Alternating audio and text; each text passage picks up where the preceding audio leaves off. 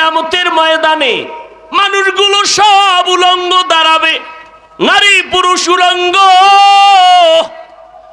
ওই সময় সূর্যের গরম মাটির জমিনটা তামা হয়ে যাবে, অপর দিকে জাহান্নামের আগুনের গরম,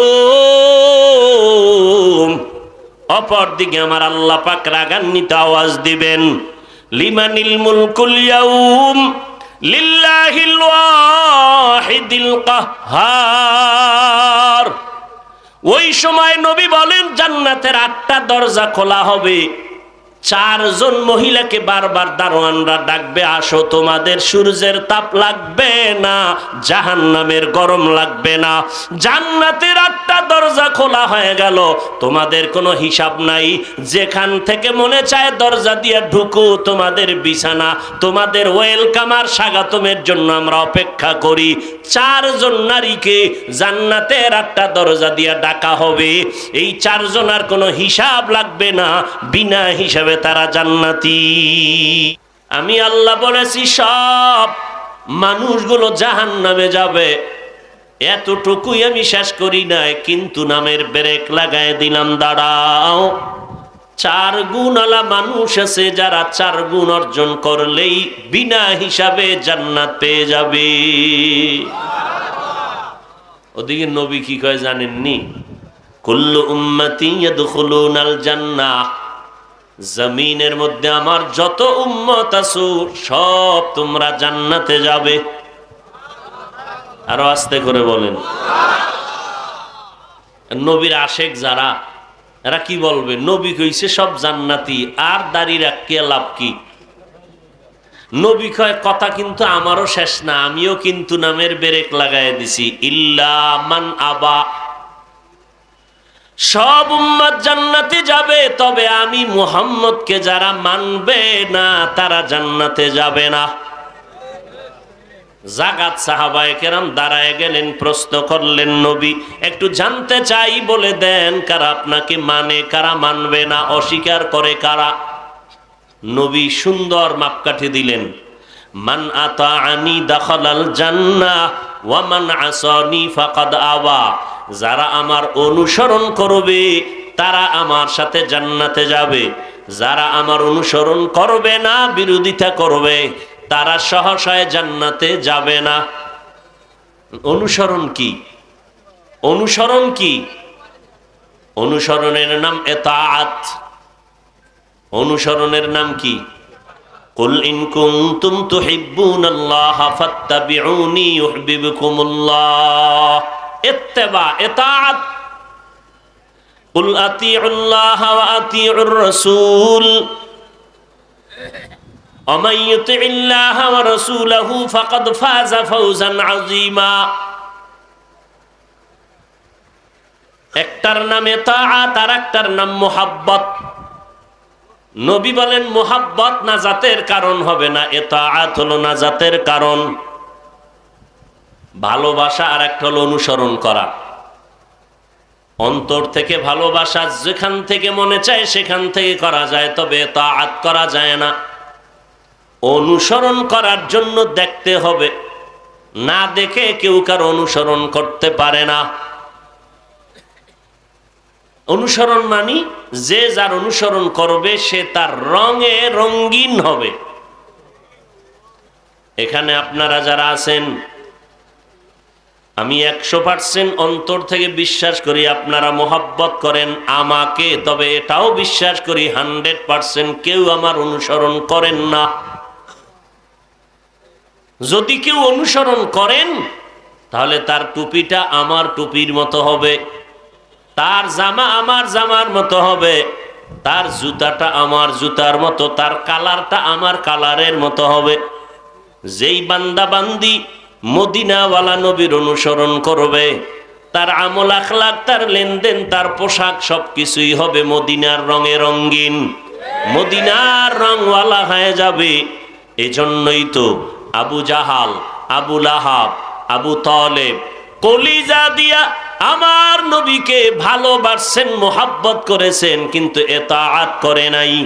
এজন্যই জান্নাত পাওয়াটা তাদের জন্য সহজ হয় নাই। ইতাআত ছিল না, মোহাব্বত ছিল। নবী কয়ে ইতাআত যারা করবে তারা জান্নাত পাবে, যারা ইতাআত করবে না তারা জান্নাত পাবে না।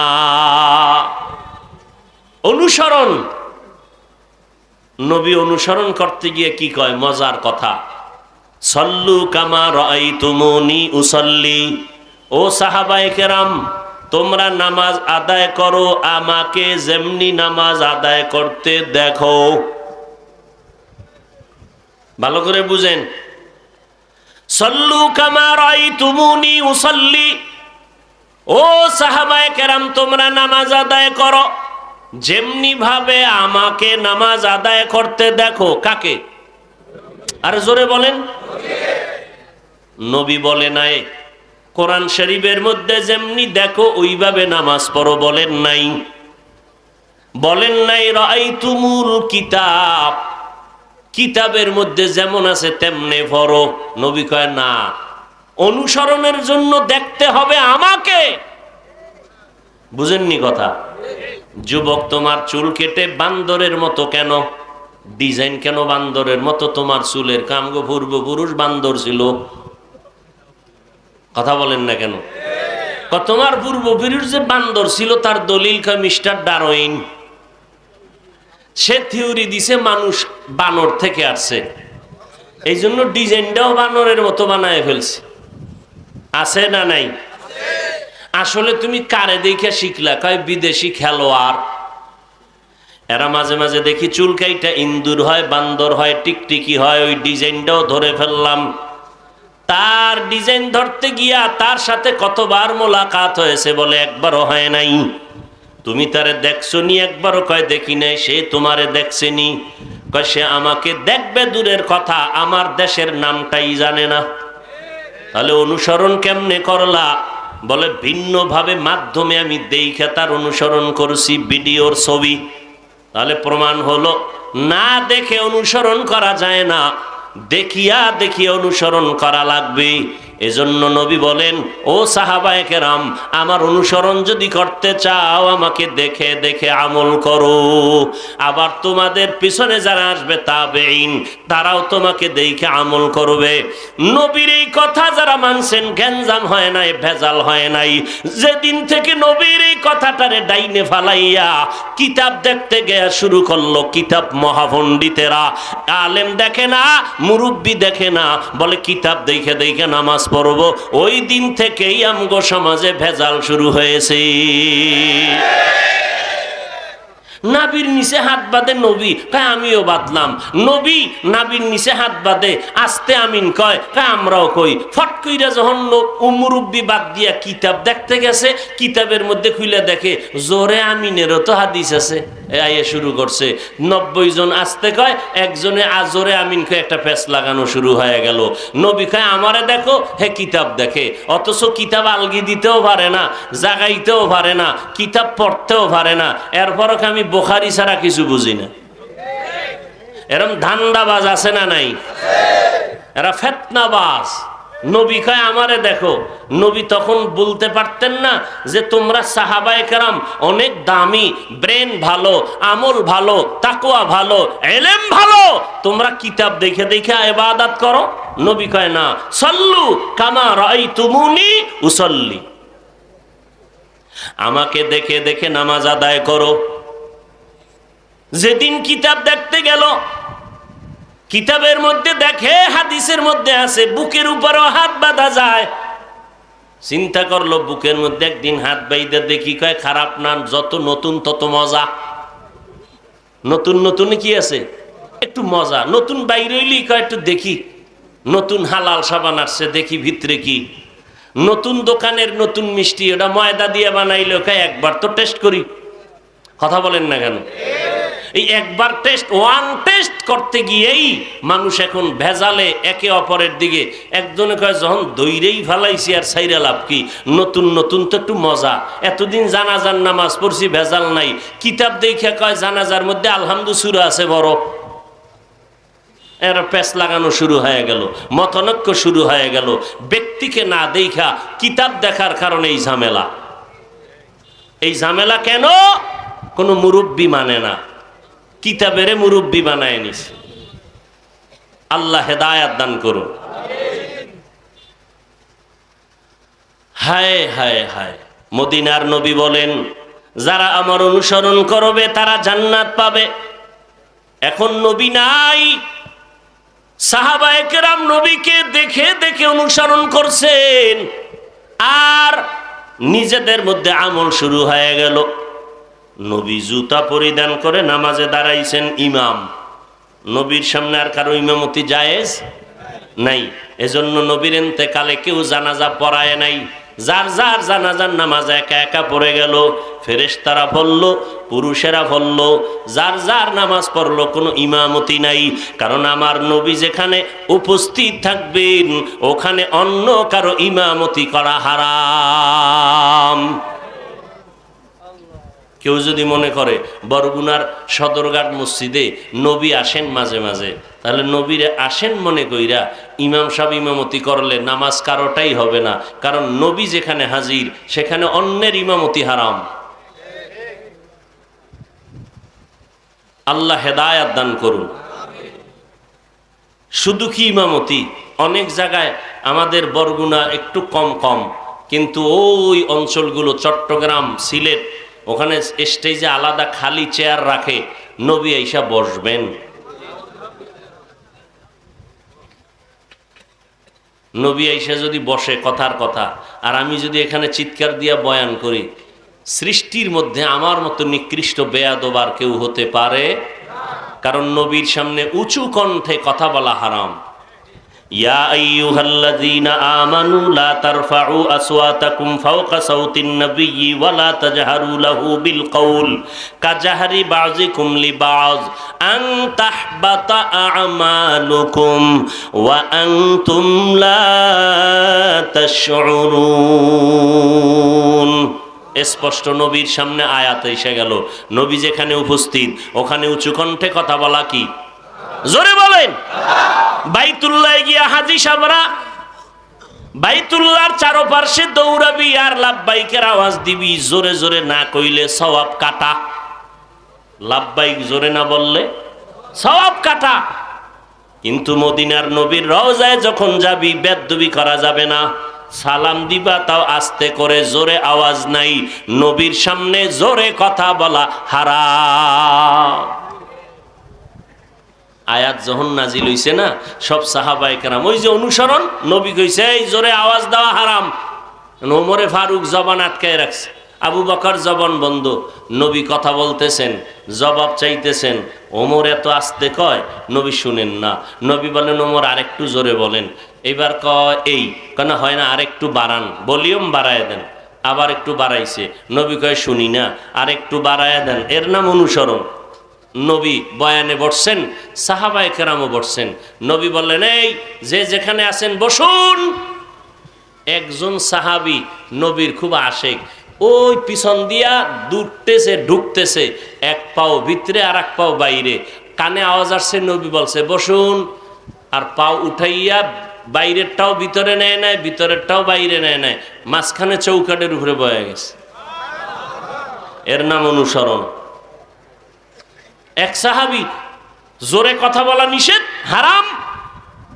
ঘরের দরজা লাগায় আর নবীর দরবারই আসে না, দরজা বন্ধ, ভিতরে আছে ঘরে।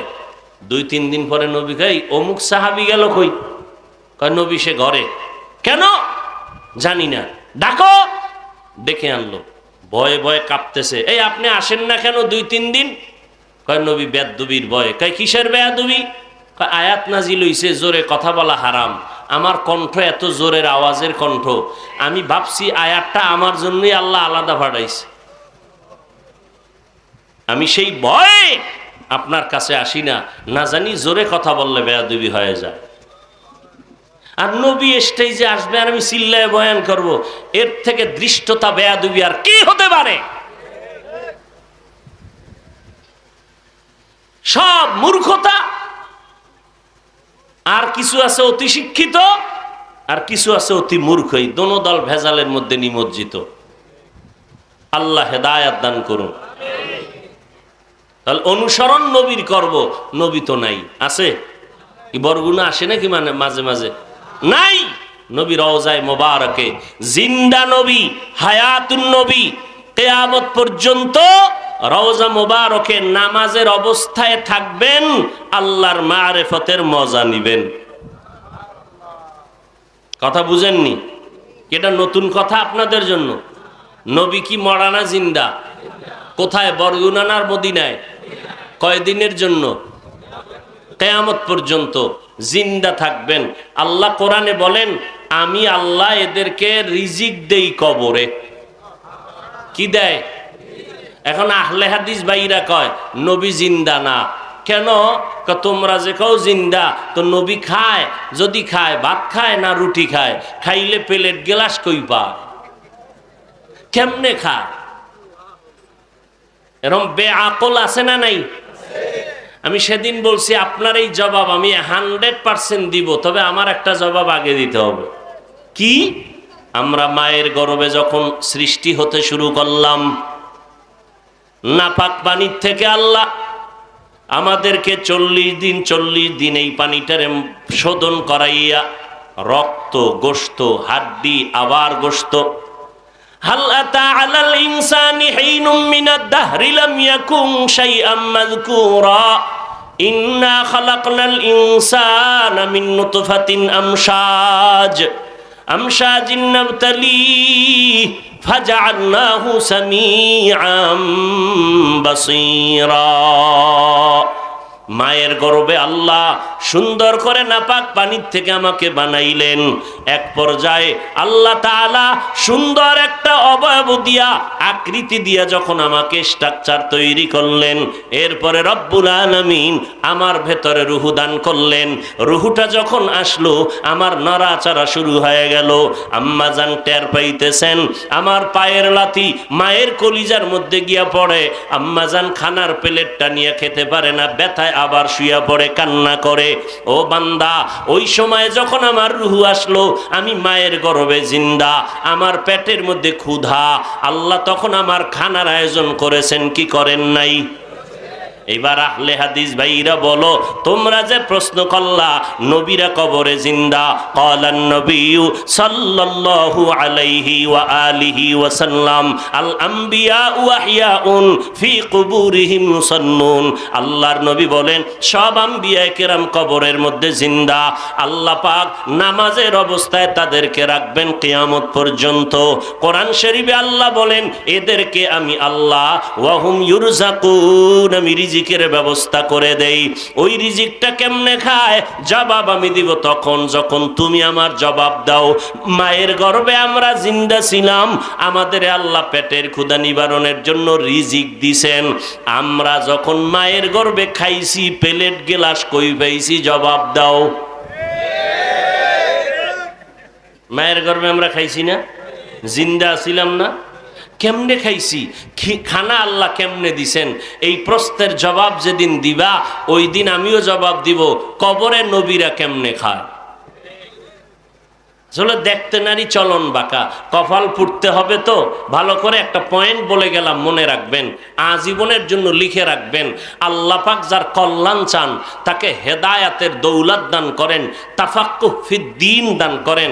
পক্ষান্তরে আল্লাহ যদি কারো অকল্যাণ চান, তার প্রথম কাজ ওই লোকটার উপরে আল্লাহর লানত। এটার প্রথম নমুনা খাঁটি আল্লাহওয়ালাদের বিরোধিতা করা।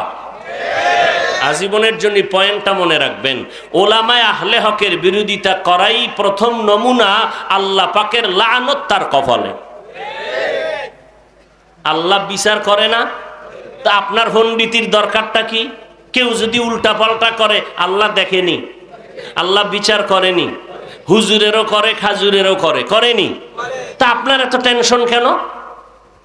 আপনার মাথা ব্যথা কেন? আপনি আল্লাহর উপরে ছেড়ে দেন। আজ না কাল ধরা খাবেই, আজ না কাল বিপদ আসবেই। তওবা না করলে আসমান থেকে বিচারের ফয়সালা হবে। আপনার টেনশনের দরকারটা কি? আপনি আমাকে নিয়ে, আপনাকে নিয়ে, নিজেকে নিয়ে টেনশন করেন।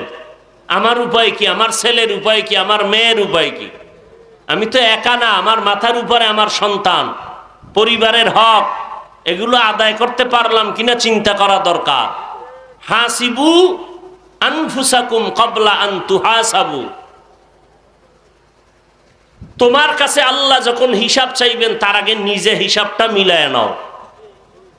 ইন্নাল ইনসানা লাফি খুসর, সমস্ত ইনসান জাহান্নামী, কোনো সন্দেহ নাই। তবে 4 গুণওয়ালা মানুষ জান্নাতে যাবে, আর কেউ যাবে না। কয় গুণ? এর মধ্যে 2টা গুণ হলো আল্লাহর হক। 1 নাম্বার গুণের নাম হলো পরিশুদ্ধ ঈমান, 2য় গুণ হলো নেক আমল। ইল্লাল্লাযীনা আমানু ওয়া আমিলুস সলিহাত। 1 নাম্বার গুণ নেক আমল, 1 নাম্বার গুণ পরিশুদ্ধ ঈমান, 2য় গুণ হলো নেক আমল। ঈমান মানে বিশ্বাস করা। আমানতু বিল্লাহি ওয়া মালাইকাতিহি ওয়া কুতুবিহি ওয়া রাসূলিহি ওয়াল ইয়াউমিল আখির ওয়াল কদরি খাইরিহি ওয়া শাররিহি মিনাল্লাহি তাআলা ওয়াল বা'সি বা'দাল মাউত। আল্লাহ আছেন, নবী আছেন, কিতাব আল্লাহর যা দেওয়া সব আমি মানি, বিশ্বাস করি, সব আল্লাহর দেওয়া। সব নবী নিষ্পাপ আল্লাহর, সমস্ত নবীরা বেগুনাহ, কোনো সন্দেহ নাই। কিয়ামত একদিন হবে, তকদিরের ভালো মন্দ আল্লাহর পক্ষ থেকে বিশ্বাস করে নিলাম। এরপরে 2য় আমার গুণ হলো নেক আমল করো।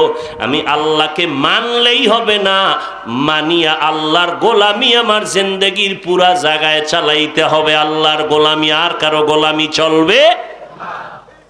আল্লাহর গোলামি চালাও, নেক আমল করো, নামাজ পড়ো। আল্লাহ বলেন আকিমিস সালাহ, নামাজ কায়েম করো। নামাজ পড়তে বলেন নাই, নামাজ কায়েম করতে বলেছেন। নামাজ কায়েমের অর্থ জামাতের সাথে নামাজ আদায় করো। ওয়ারকাউ মা'আর রাকিঈন, রুকুকারীদের সাথে রুকু দাও। আরে আল্লাহর গোলাম, হাফিজু আলাস সালাওয়াত ওয়াস সালাতিল উস্তা ওয়া কুমু লিল্লাহি কানিতিন। নামাজ কায়েম করার অর্থ কি? এইমাত্র বললাম, জামাতে নামাজ পড়া। এতটুকু বইলে দিলে ফিতনা বাড়বেই। জামাতে নামাজ পড়াই যদি বলি কায়েম, তাহলে এইবার তো এক ভাইয়েরা কয় মহিলাদেরও জামাতে ঢুকাও। আছে না নাই? মহা মুসিবত। এজন্যই তো মুরব্বি মানা লাগে। নামাজ কায়েমের মাত্র 1 অর্থ বললাম, জামাতের সাথে নামাজ কায়েম করো। কিন্তু সাবধান, নারীদেরকে জামাতের মধ্যে ঢুকাইবা না।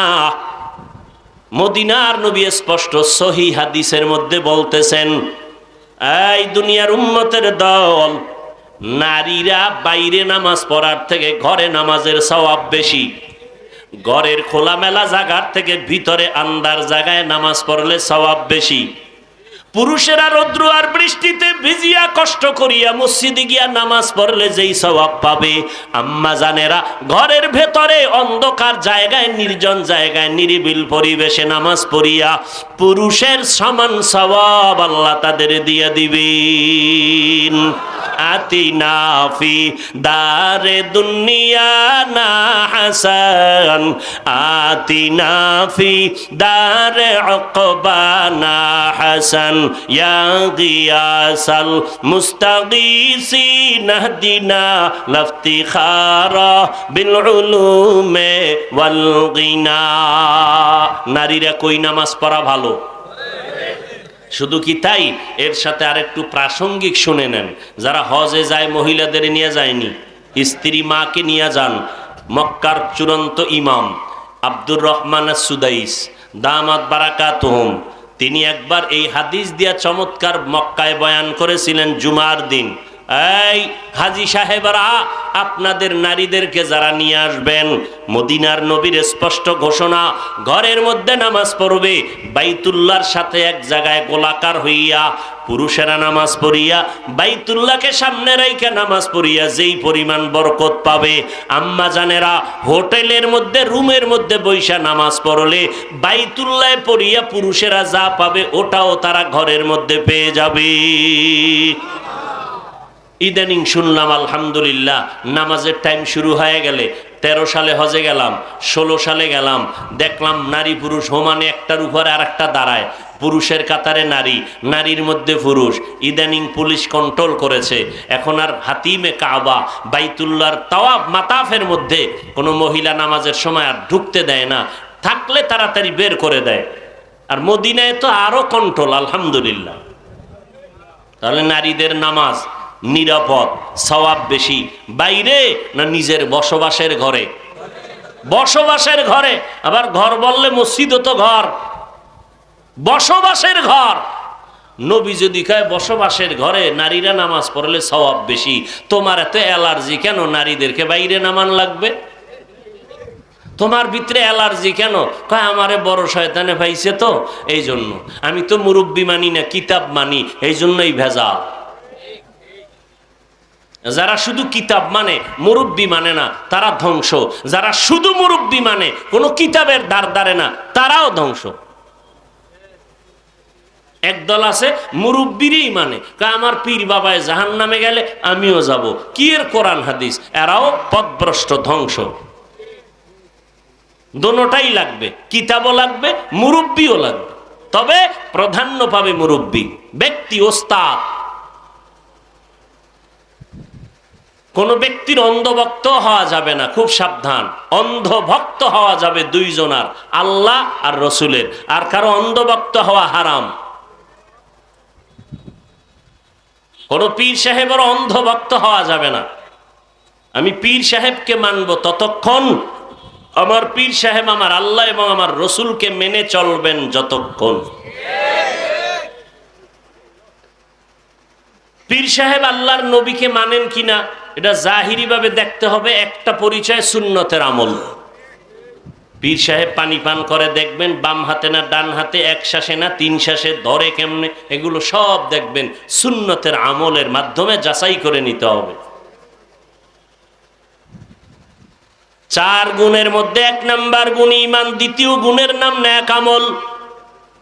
আল্লাহকে মানি, আল্লাহর হুকুম মতো চলতে হবে।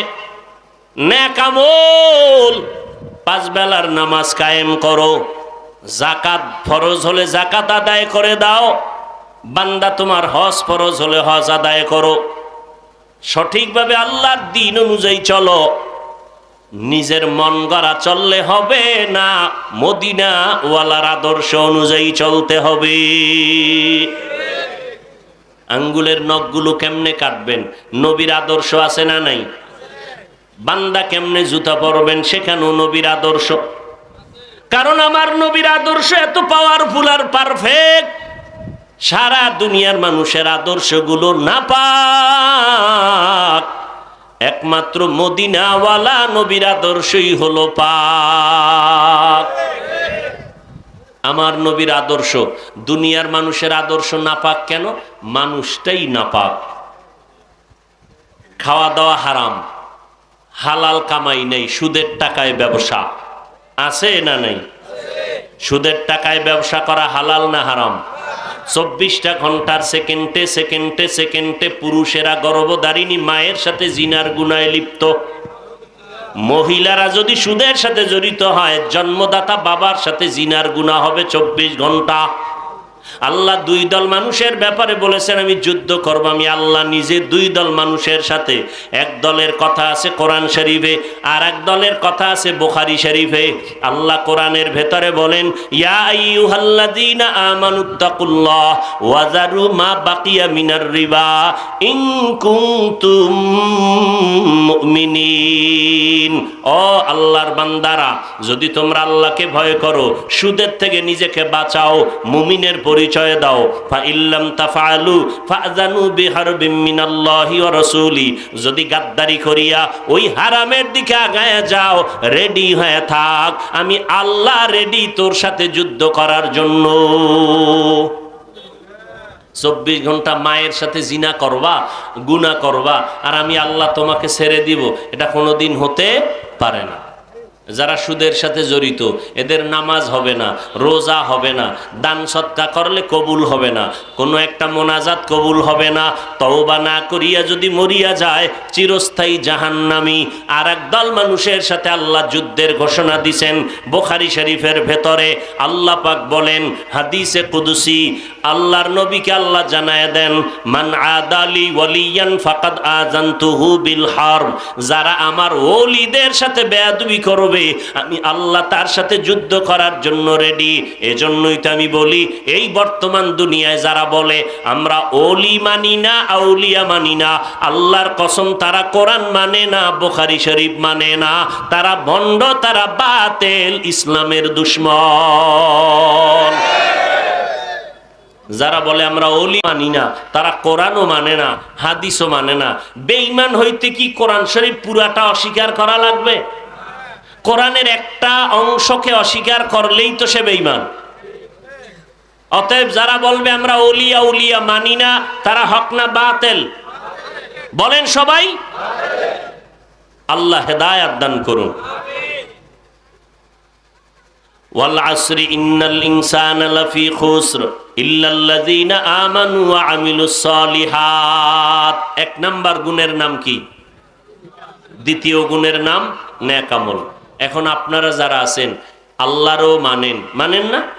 নবীরও মানেন, না মানলে কি ওয়াজে আসছেন নাকি? আল্লাহকেও মানেন, নবীকেও মানেন, কোরআন মানেন, হাদিস মানেন, নামাজ পড়েন, পর্দা করেন, হালাল খান, সব ঠিক আছে, জিকির করেন, পাগড়ি পরেন। এবার ভালো করে শুনেন, এই যে যা বললাম এটা দুইটা গুণের আমল, ঈমান আর নেক আমল। এই কি গুণ শেষ না আরো আছে? আরো কয় গুণ? তাহলে আপনারা যারা ঈমানদার নেক আমল করেন, মাত্র 2 গুণ পালন করলেন। এই 2টা গুণ আল্লাহর হক। বলেন, এই 2টা গুণ। বাকি আরো 2টা গুণ আছে বান্দার হক। বাকি 2টা গুণ। ও পাগড়িওয়ালা ভাই, ও নামাজ পড়নেওয়ালা মুসল্লি, মাত্র 2টা গুণ আদায় করিয়া মাওলার হক আদায় করলেন। আল্লাহর হক আল্লাহ চাইলে ভুল থাকলে মাফ করবেন, বান্দার হক বান্দা ক্ষমা না দিলে ক্ষমা হবে। এবার ওয়াল আসরে সূরা দিয়া টের পাইছেন নি যে আপনি নামাজ রোজা জিকির আজকার করিয়াও জান্নাত পাবেন না, কারণ আরো 2টা গুণ আপনার বাকি আছে। ও তাবলীগওয়ালা ভাই, পীর সাহেবের মুরিদ, আপনার গুণ কিন্তু এখনো 2টা বাকি। আপনি নামাজ পড়েন, পর্দা করেন, হালাল খান, মাত্র 2টা গুণ আদায় করে আল্লাহর হক আদায় করবেন ভাব, কিন্তু বান্দার আরো 2টা হক আছে। ওই 2টা হক আদায় না করলে হাসরের ময়দানে আপনি আসামির কাঠগড়ায় গ্রেফতার হয়ে যাবেন। বান্দার 2টা হকের প্রথম, ঈমান আমলের দাওয়াত অন্যকে দিতে হবে, ঈমান আমলের বিরোধিতাকারীদেরকে বাধা দিতে হবে। এবার জানা দরকার, ঈমান আমলের দাওয়াত অন্যকে যে দিবেন, দেওয়ার সিস্টেম কি আর অন্য কারা? অন্য বলতে কারা? নাম্বার 2, ঈমান আমলের বিরোধিতাকারীদেরকে যে বাধা দিবেন, সেই বাধা দেওয়ার সিস্টেম কি? একজনে আপনার নামাজ পড়ে না, তারে যদি আপনি কানে ধরে করেন নামাজ পড়ো না কেন, এটা কি রসুলের আদর্শ? হ্যাঁ, বড় কঠিন। এগুলো শিখতে হবে, বুঝতে হবে। আর শিখার জন্য, বুঝার জন্য আল্লাহওয়ালাদের সংস্রবে সহবতে যেতে হবে। ভাইয়েরা আমার, অন্যকে দাওয়াত দেওয়া ঈমান আমল, নিজে আনলাম, নামাজ পড়ি, পর্দা করি, এখন দায়িত্ব বাকি 2টা বান্দার হক, অন্যকে দাওয়াত দেওয়া। দ্বিতীয় 3-4 নাম্বার হক। 4 নাম্বার বান্দার হক হলো যারা ঈমান আমলের বিরোধিতা করবে তাদেরকে বাধা দিতে হবে। অন্য বলতে কারা? অন্য বলতে আমি ছাড়া আমার দ্বিতীয় অন্য হলো আমার আহাল, আমার। ইয়া আইয়ুহাল্লাযীনা আমানু কু আনফুসাকুম ওয়া আহলিকুম নারা ওয়াকুদুহান নাসু ওয়াল হিজারা আলাইহা মালাইকাতুন গিলাযুন শিদাদুন লা ইয়াসুনাল্লাহা মা আমারহুম ওয়া ইয়াফআলুনা মা ইউমারুন।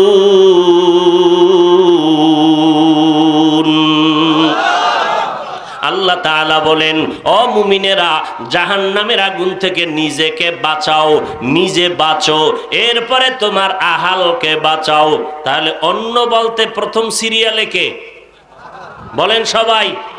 প্রথমে আমি, তারপরে আমার আহাল। এবার আহালকে, মা বাবার জন্য সন্তান আহাল, স্বামীর জন্য স্ত্রী আহাল, মসজিদের ইমাম খতিবের জন্য মুসল্লি আহাল, আমি বক্তার জন্য শ্রোতা আহাল, মেম্বার সাহেবের জন্য ওয়ার্ডের মানুষ আহাল, ইউনিয়নের জন্য চেয়ারম্যানের জন্য ইউনিয়নবাসী আহাল, সরকারের জন্য গোটা দেশবাসী আহাল, আর উলামায়ে কেরামের জন্য গোটা জাতি উম্মতেরা আহাল। তাহলে আমি নামাজ পড়তে হবে, আমার আহালকে পড়ার জন্য দাওয়াত দিতে হবে।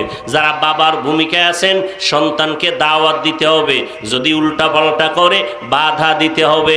না হয় কিয়ামতের ময়দানে যত আমল করেন সন্তান মা বাবার বিরুদ্ধে মামলা দায়ের করবে। আল্লাহ তাআলা কিয়ামতের দিন যখন বলবে, রে সন্তান নামাজ পড়েছো? বলে পড়ি নাই। রোজা রাখছো? বলে রাখি নাই। কেন রাখস নাই? জবাব দে। সূরা আহজাব ৬৭ নম্বর আয়াত। সন্তান মা বাবার বিরুদ্ধে মামলা দিয়ে এবার জবাব দেয়, রব্বানা আতি ইন্না আতানা সাদাতানা ওয়া কুবারানা ফাআদাল্লুনাস সাবিলা। ও আল্লাহ, আমার কোনো দোষ নাই, আমার মুরব্বী, আমার নেতা, আমার মা বাপ আমারে বেনামাজি বানাইছে, আমি জীবনে সুদের ব্যবসা চিনতাম না, আব্বা আম্মা চিনাইছে, আমার মা বাবায় কোনোদিন নামাজের দাওয়াত দেয় নাই, দাড়ি রাখার দাওয়াত দেয় নাই, পর্দা করার দাওয়াত দেয় নাই, জুমার মসজিদে কোনোদিন আমার বাবায় বলে নাই চল নামাজটা পড়ে আসি। সকালবেলা আমার বাবায় ঘর থেকে উঠিয়া দোকানে যাইতো, সকাল ৮টার সময় মায়ের কাছে টেলিফোন করিয়া খবর লইতো, ও বিবি আমার সন্তানটা নাস্তা করছেনি, খবর দাও। কিন্তু আমার বাবা কোনোদিন জিগায় নাই সন্তান ফজর পড়ছেনি। রমজান মাসে মা মাঝে মাঝে বলতেন, ওঠো সাহারি খাও, রোজাটা রাখো। বাবায় বাধা দিছে, খবরদার, দিন বড় লম্বা, এই দিনে রোজা রাখলে আমার ছেলের চেহারা নষ্ট হয়ে যাবে। এরম বাপ আছে না নাই? ওই বাবাকে জিজ্ঞাসা করি, রোজা রাখলে তোমার ছেলের চেহারা নষ্ট হয়ে যাবে, এই জন্য তুমি রোজা রাখতে দাও নাই। কিন্তু তাকাইয়া দেখছো সারাটা রাত তোমার ছেলেটা মোবাইল চালাইয়া চালাইয়া বিছানায় বসিয়া চেহারাটাকে কার্টুন বানাইছে। বলো এবার তোমার চেহারা সন্তানেরটা কেমনে ভালো করবা?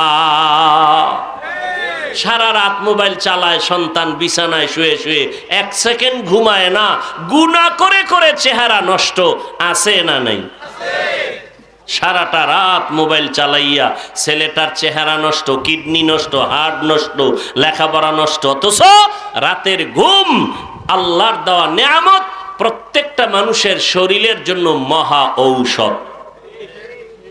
সারাদিন ফজর থেকে সন্ধ্যা পর্যন্ত কেউ যদি 12 ঘন্টা ঘুমায়, রাতের 1 ঘন্টার বরকত 12 ঘন্টায় হবে না। আজকে সেই ঘুম নষ্ট করলো আমার কলিজার যুবকেরা, কি দিয়া? মোবাইল দিয়া। বাবায় কি খুশি, ছেলের মোবাইল কিনে দিছে। আফসুস, অহংকার করে, হুজুর মাশাল্লাহ। কি মাশাল্লাহ? কয় আমি কিচ্ছু বুঝি না মোবাইলের, আমার এই ছোট বাচ্চা 6 বছর, ও মোবাইলের গোষ্ঠী শুদ্ধ সব বুঝে, মোবাইল পাইলেই শান্তি। যখন 5 বছর হইছে না, মোবাইলের খুশি বড় প্রশংসা কইরা 1 মাস পরাইয়ে কান দেখি, হুজুর একটু পানি ভরা দেন, দম দেন, একটা তাবিজ দেন। বিষয় ছেলে আব্বা কয়া ডাকে না। এবার আকামের ফলাফল পাওয়া গেছে নি। ছেলে মোবাইলের দিকে তাকাইয়া ও খালি নাচ গান দেখতো আর বোবার ভূমিকায় চুপচাপ তাকায় থাকতো। কোনোদিন আব্বু শিখায় নাই, আম্মু শিখায় নাই। এখন সন্তান কথা বলে না, আমি মিথ্যা বলতেছি, খোঁজ নেন বিভিন্ন জায়গায়। এই মোবাইলের কারণে বাচ্চারা বোবা হয়ে যাইতেছে।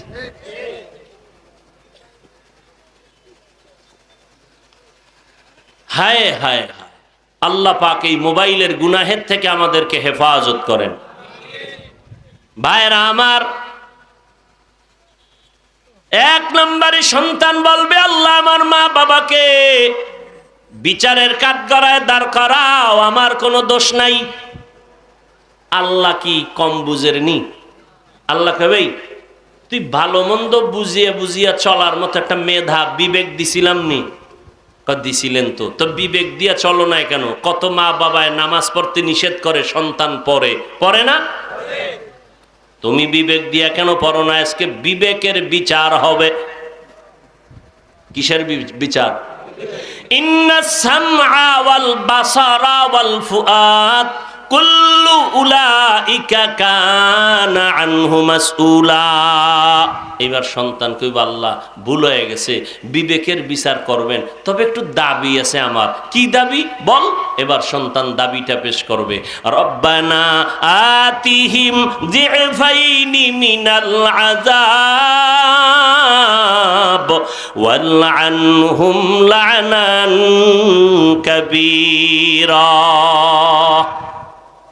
মা বাবায় যদি একটু চেষ্টা করত, আমি ভালো হয়ে যেতাম। যেহেতু করে নাই, নিজের বিবেকটাও ঠিক মতো কাজে লাগাই নাই, বিচার যেহেতু করবে নয়, তবে একটু দাবি হইল আমার বিচার যা করবেন তার ডবল বিচার আমার মা বাবার করতে হবে। আমার মা বাবার শাস্তি ডবল দেওয়া লাগবে। আমার মা বাবায় কেন আমাকে একটু ধাক্কা দিয়ে চেষ্টা করলো না? ও মা বাবারা, ভালো করে বুঝেন। ও সন্তানের মা বাবা, ওই সন্তানকে লাইনে রাখিয়া যাবেন, কোনো বাধা নাই। সন্তানকে ডাক্তার বানান, ইঞ্জিনিয়ার বানাবেন, কোনো বাধা নাই। ও পর্দার আড়ালের আম্মা জানেরা, তবে মা বাবার মধ্যে দায়িত্ব কিন্তু মায়ের উপরে বেশি। কারণ ইমাম গজালি বড় বুজুর্গ, বড় আলেম, বড় দার্শনিক, তিনি বলেন দুনিয়াতে সব সন্তানের জন্য প্রাথমিক শিক্ষিকা হলো তার মা। মার কাছে সন্তান সময় কাটায় বেশি, মাকে সন্তান ফলো করে বেশি। এজন্য বাবার তুলনায় মায়ের মেহনত আর ত্যাগ থাকতে হবে বেশি। কারণ বাবায় সকালে বের হয়ে যায়, সারাদিন দোকানদারি করে, ব্যবসা করে, চাকরি করে, কিন্তু সন্তানটা মায়ের কাছে সময় বেশি কাটায়। এই জন্য মায়ের মর্যাদাও তো বেশি। বেশি না কম? এত বেশি। আমি তো আল্লাহর কসম করে বলি, কিয়ামত পর্যন্ত সারা দুনিয়ার মানুষ যদি এক জায়গায় বসিয়া মেধা খাটাইয়া নারীদের সম্মানের জন্য আলাদা কোনো ফর্মুলা তৈরি করে, আল্লাহর কসম একবার, আল্লাহর কসম দুইবার, আল্লাহর কসম তিনবার, ওয়াল্লাহি বিল্লাহি তাল্লাহি, আল্লাহ নারীদের যেই পরিমাণ সম্মান আমার নবীর মাধ্যমে বাড়ায় দিয়া গেছেন, দুনিয়াওয়ালারা ভিন্নভাবে যদি নারীদের সম্মান বাড়াবার চেষ্টা করে, কোনো ফর্মুলা বানায়, আল্লাহর কসম নারীদের আর সম্মান বাড়বে না, হবে নারীরা আরো অপমান। নারীদের মর্যাদা আমি সারা রাত যদি বয়ান করি শেষ হবে না। পয়গম্বর হাদিসে বলেন, ক্বালান নবিয়্যু সাল্লাল্লাহু আলাইহি ওয়া আলিহি ওয়াসাল্লাম, আদ-দুনিয়া কুল্লুহা মাতা ওয়া খায়রু মাতা'id দুনিয়া আল ইমরাআতুস সালিহা। দুনিয়াতে যা দেখো সব সম্পদ, আর এর মধ্যে দামি অমূল্য সম্পদ হলো নেককারিনী নারী। আম্মা জানদের এত মর্যাদা। ও পর্দার আড়ালের আম্মা জানেরা, আপনারা সমস্ত নবীদের মায়ের মতো মা, আপনারা সাহাবায়ে কেরামের স্ত্রীদের মতো স্ত্রী, আপনারা হাফেজে কোরআনের মায়ের মতো মা, আপনারা খাদিজা রাদিয়াল্লাহু আনহার মতো নারী, আপনারা ফাতেমা রাদিয়াল্লাহু আনহার মতো নারী, আয়েশা রাদিয়াল্লাহু আনহার মতো নারী। আম্মা জান আয়েশা রাদিয়াল্লাহু আনহা নবীর এত আপন স্ত্রী, 6 বছরে নবীর সাথে বিয়া হয়েছে। কয় বছর? 6 বছরে বিয়া, বিবাহের বন্ধনে, নবীর বিবাহের বন্ধনে আম্মা জান আয়েশা আবদ্ধ হলেন। 9 বছর বয়সে আম্মা জান আয়েশা নবীর ঘরের মধ্যে আসলেন। আম্মা জানের 18 বছর যখন বয়স হয়, আমার নবী দুনিয়া থেকে বিদায় হয়ে গেলেন। হিসাবটা বুঝে থাকলে বলবেন, আমার নবীর ঘর করলেন আম্মা জান কয়দিন? 6 বছর। কয় বছর? 9 বছর। 6 বছরে বিয়া, 9 বছরে ঘরে আসলেন, 18 বছরে নবী বিদায় নিলেন। আম্মাজান আয়েশা নবীর ঘরে থাকলেন মাত্র 9 বছর। 18 বছরের নারী, এর মধ্যে 9 বছর নবীর ঘরে। আমগো দেশের মা, আমগো দেশের বোনদের 18 বছরে তো বিয়েই হয় না। কথা ঠিক নি? আর আম্মা জানাম আয়েশা রাদিয়াল্লাহু আনহার 18 বছর বয়সে নবী বিদায় নিলেন, নবীর ঘর করলেন মাত্র 9 বছর। আম্মা জান আয়েশা বলেন, আমি রহমাতুল লিল আলামিনের ঘর 9 বছর করিয়া কি পাইছি জানো নিরে নারীরা? আমি আয়েশার নবীর ঘরে 9 বছর থাকিয়া এত বরকতের জীবন লাভ করেছি। আল্লাহর শুকর, 2000-এর উপরে হাদিসের আমি হাফেজা হয়েছি। কয় হাজার? 2000-এর উপরে হাদিসের হাফেজা হয়ে গেলেন। আম্মা জান আয়েশা বলেন, আল্লাহ তাআলা আমার নবীর সোহবতে এই 18 বছর বয়সের ভিতরে আল্লাহ এত নিয়ামত আমাকে দান করেছেন। বড় বড় বড় বড় সাহাবা, বড় বড় সাহাবী, এত এলেমওয়ালা, কোন জায়গায় যদি মাসআলায় আটকাইয়া যাইতেন আর আমি আয়েশার কাছে আসতো, আমি জবাব দিতাম, সাথে সাথে সমাধান হয়ে যাইত। শুধু কি তাই, কথায় কথা বাড়ে। নবীর ইন্তেকাল হয়ে গেল সোমবার। কি বার? সোমবার নবীর ইন্তেকাল হয়ে গেল। চাষতের সময় জোহরের আগে আগে সোমবার নবীর ইন্তেকাল, বুধবার দিন তাহাজ্জুদের সময় দাফন। 3 দিন লেট হইল কেন? অথচ রসুলের হাদিস, ইন্তেকাল হয়ে গেলে তাড়াতাড়ি দাফন করো, বেশি সময় কাটাইবা না, জানাজা দিয়ে দাফন করে দাও, দেরি করবা না। এটা রসুলের আদর্শ না। অথচ রসুলেরই ইন্তেকালের পরে 3 দিন দেরি হলো কেন দাফনে? মারাত্মক সমস্যায় পড়ে গেল সব সাহাবায়ে কেরাম। 1 নাম্বার সমস্যা, রসুলের দাফন হবে কোথায়, মদিনায় না মক্কায়? এ নিয়ে 2 দল সাহাবায়ে কেরামদের ভিতরে টানাটানি পড়ে গেল। মক্কাবাসী কয় আমগো কাছে দাও, মদিনার আনসার সাহাবায়ে কেরাম বলে আমগো কাছে দাও। আর এক সমস্যা জটিল। কি সমস্যা? রসুলের পরে খেলাফতের জায়গায় কে বসবে? নবী কাউকে তো বলে যান নাই যে ওমর বসবে, আলী বসবে, ওসমান বসবে, না আবু বকর বসবে। নবী ইশারায়ও বলে যান নাই। এই 2 সমস্যার সমাধান লাগতে 3 দিন হয়েছে। ভাইরা আমার, আম্মা জান আয়েশা রাদিয়াল্লাহু তাআলা আনহা এই বড় বড় 2টা সমস্যার সমাধান আম্মা জান আয়েশা রাদিয়াল্লাহু তাআলা আনহা একটার সমাধান দিয়ে দিলেন। আর একটার সমাধান দিয়েছেন আম্মা জান আয়েশার কলিজার বাবা আবু বকর সিদ্দিক রাদিয়াল্লাহু আনহু। এর এলাকার মুসলমান মা বোনেরা, এত মর্যাদা আপনাদের আল্লাহ দান করেছেন। আল্লাহর নবী বলেন, আমি এত বড় শ্রেষ্ঠ নবী, আমার মতো আর কারো মর্যাদা আল্লাহ কাউকে দেন নাই। আমি রহমাতুল লিল আলামিন, দুনিয়াতে আর কোনো রহমাতুল লিল আলামিন নাই। কিন্তু শুনে না, আমি 4 কন্যার বাবা। এর মধ্যে আমার শেষ কন্যা ফাতেমা।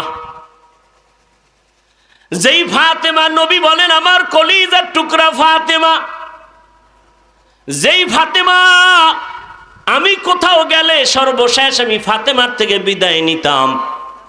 আবার আমি দাওয়াত দিয়ে যদি বাড়িতে আসতাম, আমি ফাতেমার সাথে আইসা আগে মোলাকাত করতাম। ও আম্মা জানেরা, আল্লাহ পাক এত সম্মান নারীদেরকে দান করলেন। কিয়ামতের ময়দানে আল্লাহ যদি কোটি কোটি কোটি কোটি মানুষের সামনে জিজ্ঞাসা করে, আমার প্রিয় বন্ধু মুহাম্মদের হাতে কে প্রথমে কালেমার দাওয়াত গ্রহণ করেছো, দাঁড়াও, আমি 1000 কোটি মানুষের সামনে তাকে পুরস্কার দিব। একজন পুরুষ দাঁড়াবার ক্ষমতা হবে না, একজন সৃষ্টির শ্রেষ্ঠ নারী দাঁড়াইয়া বলবে, আমি মুহাম্মদের হাতে প্রথম দাওয়াত কবুল করেছি, আমি সেই নারী খাদিজা। আল্লাহ যদি ঘোষণা করেন কিয়ামতের দিন কোটি কোটি মানুষের সামনে আমার নবীর দ্বীনের কালেমার পতাকা ঝান্ডা উঁচু করার জন্য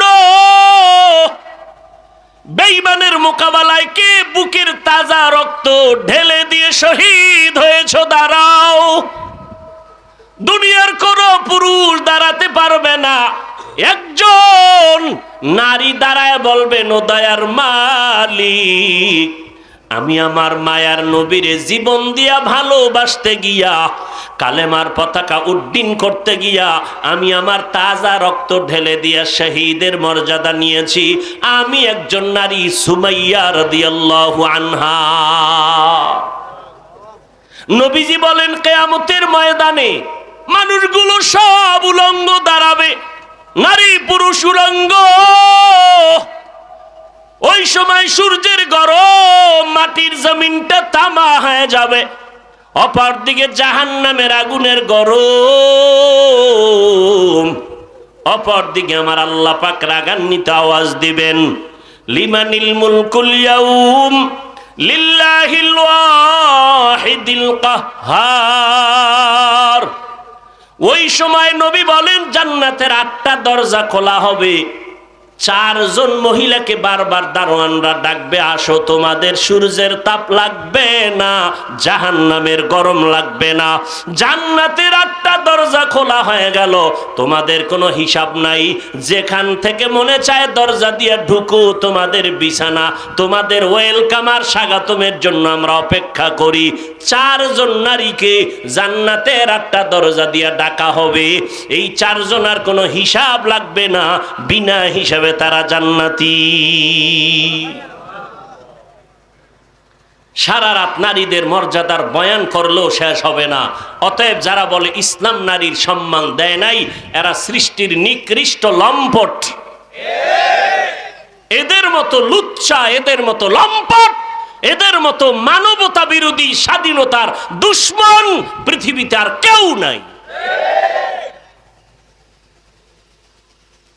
ইসলাম নারীর মর্যাদা দিয়েছে, কিয়ামত পর্যন্ত কেউ যদি ভিন্ন দিকে নারীর মর্যাদা উল্টাভাবে বাড়াতে চায়, আল্লাহর কসম নারীর অপমান হবে, সম্মান হবে না। এখন নারীর যত দিকে আপনি দেখেন রসুলের তরিকা বাদ দিয়ে আগাইতেছে, নারীর সম্মান বাড়ে না, অপমানিত হচ্ছে। ধর্ষণ বাড়ছে না কমছে? নারীদের অ্যাসিড নিক্ষিপ্ত হয় চেহারার মধ্যে। যৌতুকের এই মামলা কেন? রসুলের তরিকা বাদ দেওয়ার কারণেই। যৌতুকের কারণে বহু নারীদের জীবন অকাতারে চলে যাচ্ছে। অথচ যৌতুক নাই এমন কোন এলাকা নাই। আমি মাঝে মাঝে বলি, পীর সাহেবের মুরিদ হাজী সাহেব, আপনার ইমান কি পরিমাণ তাজা টের পাওয়া যায় মাইয়ে বলা বিয়ার সময়। উপরে কয় আমার কিছু দরকার নাই, তলে তলে কয় এটা দিল না, এটা কি মানবতা হইল নি? তলে তলে সব মানবতা খুঁজে, এটা দিল না, সেটা দিল না। আর উপরে বলে আমার কিছু দরকার নাই, আমি ছেলে পাইলি হয়, মেয়ে পাইলি হয়। আল্লাহ হেদায়াত দান করুন। ওয়াল আসরি ইন্নাল ইনসানা লাফি খুসর ইল্লাল্লাযীনা আমানু ওয়া আমিলুস সালিহাত ওয়া তাওয়াসাউ বিল হক ওয়া তাওয়াসাউ বিস সবর। ওয়াল আসরে সূরা থেকে কি বুঝলেন? ঈমানও আছে, আমলও আছে, জান্নাত পাওয়া যাবে। আরো কয় গুণ? আরো 2 গুণ। আল্লাহর হক না বান্দার হক? অন্যকে দাওয়াত দেওয়া। যারা ঈমান আমল মতো চলে না, আপনার সন্তান গান শুনে আপনি গান শুনেন না, আপনার কানটাকে যেমন গানের থেকে আপনি ফিরাইয়া রাখতেছেন, সন্তানটাকে পায়ে ধরিয়া হলেও ফিরাইতে হবে, এটা আপনার দায়িত্ব। না হয় হাসরের ময়দানে বিচারের কাঠগড়ায় দাঁড়াতে হবে। ও যুবকেরা, কয়দিন আর যৌবনের বাহাদুরি করবি রে যুবক? আল্লাহর ধরা তো বড় কঠিন। ওলামায়ে কেরাম পায়ে ধরে ধরে বয়ান করে বুঝায়, নামাজ পড়ো, রোজা রাখো, হালাল খাও। ও যুবক রে, মনে মনে ভাবতেছো কি তোমরা এত বয়ানের পরেও কেন নামাজ পড়ো না, দাড়িটা লম্বা করো না? মনে মনে ভাবতেছো কি আজকে বুঝি কোরআন মিথ্যা, নবীর কথা মিথ্যা? 1500 বছর হয়ে গেল, আজও পর্যন্ত একটা মিথ্যা কেউ বের করতে পারে নাই। বরং মিথ্যা বের করতে যাইয়া বহু বিধর্মী কালেমাওয়ালা মুসলমান হয়ে গেল। ও আল্লাহর বান্দা, কিসের বাহাদুরি করো? মদিনার নবী ১৫০০ বছর আগে চ্যালেঞ্জ দিয়ে গেছেন, দুইটা জিনিস আঁকড়াইয়া ধর, কোনোদিন বিপদে পড়বা না। এক নম্বরে কোরআন, দ্বিতীয় নবীর সুন্নত। আল্লাহর কসম করে বলি, বর্তমান দুনিয়াতে আল্লাহর কোরআন নবীর সুন্নত যার কাছে যত পরিমাণ আছে, তারা তত সম্মানে আর শান্তিতে আছে। এই যে মহামারী করোনা গেল, বড় বড় মহাপণ্ডিতেরা চেয়ারে বৈশা খোদা খোদা ভাব নিয়ে চলতো, তারাও মাথা নষ্ট করে বলে ফেললো জমিনের পাওয়ার শেষ, আমরা দুর্বল হয়ে গেলাম। করোনার লাশ, বাবায় মারা গেল, লাশটা বাইরে ফালাইয়া সন্তানেরা দরজা আটকাইয়া ঘুমাইল, জানাজায়ও যায় না করোনার ভয়ে। কিন্তু তাকাইয়া দেখো, ও জাতি, ইতিহাস ভুলে যাইও না, আমার দেশের শত শত করোনার লাশ কাঁধের মধ্যে নিয়া জানাজা পড়াইয়া, গোসল করাইয়া, দাফন করাইছে শত শত লাশ এ দেশের টুপিওয়ালা ওলামায়ে কেরাম। একজন কোরআনওয়ালা আলেম করোনায় মরে নাই। সম্মানের মালিককে, হায়াতের মালিককে। ও দুনিয়ার টাকাওয়ালারা মাস্কের উপরে ট্রিপল মাস্ক লাগাইয়াও তো কেউ বাঁচতে পারে নাই। ঢাকার শহরে টাকা দিয়া বালিশ বানাইয়া বলতে গেলে ঘুমায় যমুনা গ্রুপের মালিক, এত টাকার মালিক, চারদিকে শুধু টাকা আর টাকা। করোনায় আক্রান্ত হইয়া বলে, ও সিঙ্গাপুরের ডাক্তারেরা আমাকে স্পেশাল ফ্লাইটে সিঙ্গাপুরে পাঠাও, কত হাজার কোটি টাকা চাও নিয়ে যাও, করোনার থেকে আমাকে বাঁচাইয়া দাও। আজকে সব আছে, ওই করোনায় আক্রান্ত রোগী আর দুনিয়ায় নাই। বিদায় বেলা কেমনে চলে গেল। আজ বাহাদুরি করে কি লাভ? আমি বক্তা, আপনি শ্রোতা, আপনি ডাক্তার, আমি রোগী, আমি ইমাম, আপনি মুক্তাদি। যতই বাহাদুরি করি না কেন, আর যেদিন ইন্তেকাল হবে, সাদা কাফনের প্যাকেটটা যখন শরীরে লাগবে, কে বক্তা কে শ্রোতা লেখা থাকবে না, কে ডাক্তার কে রোগী লেখা থাকবে না, সব লাশগুলো একাকার হয়ে যাবে। আমাকেও যেমন 3টা সাদা কাফন দিবে, আপনাকেও 3টা সাদা কাফন পরাবে। এরপরে জানাজা পড়াইয়া অন্ধকার কবরের মধ্যে নেওয়ার পরে 3টা প্রশ্ন সবার বেলায়, কে হিন্দু কে মুসলমান, কে ধনী কে গরিব, কোনো ভেদাভেদ নাই। 2জন ফেরেশতা এসে 3টা প্রশ্ন করবে, রবের পরিচয় দাও, ধর্মের পরিচয় দাও, রাহমাতুল লিল আলামিনের পরিচয় দাও। মদিনার নবী বলেন, এই প্রশ্নের জবাব যারা দিতে পারবে তাদের কবর হবে রওজাতুম মির রিয়াজিল জান্নাহ, আর জবাব যারা দিতে পারবে না তাদের কবর হবে হুফরাতুম মিন হুফারিন নার। কারা জবাব দিতে পারবে? আমরা মাওলানা, আমরা হুজুর, আমরা জবাব দিবে এরকম কোনো গ্যারান্টি নাই। যদি থাকতো তো জান্নাতের টিকিট পাইয়া আবু বকরের মতো বান্দা জীবন ভর কান্না করতেন না, ওমরে ফারুকের মতো বান্দা জান্নাতের টিকিট পাইয়া জীবন ভর কান্না করতেন না। আল্লাহর নবী বলেন, রাতের গভীর হঠাৎ করে আমি হুজরার পার্শ্বে থেকে শুনি কান্নার আওয়াজ, কে যেন মসজিদে নববীর মধ্যে কান্না করতেছে গভীর রজনীতে। আমি বের হইয়া একটু নজর দিয়ে দেখলাম ওই মসজিদের মধ্যে আমার সাহাবী আবু বকর নামাজে দাঁড়ায় দাঁড়ায় কান্না করতেছে।